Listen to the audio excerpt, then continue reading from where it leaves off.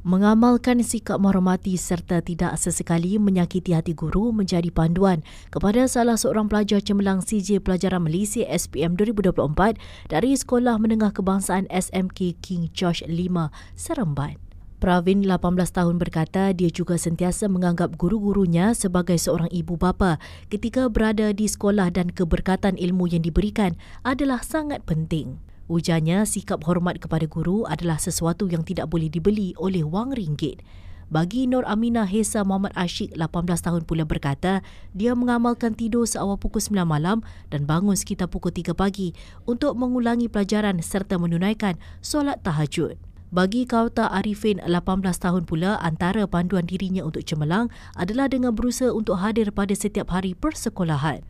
Terdahulu, Pengarah Pendidikan Negeri Sembilan, Khalidah Omar berkata seramai 804 calon SPM 2024 di Negeri Sembilan memperoleh keputusan cemerlang grade A tambah, A dan A tolak dalam semua mata pelajaran.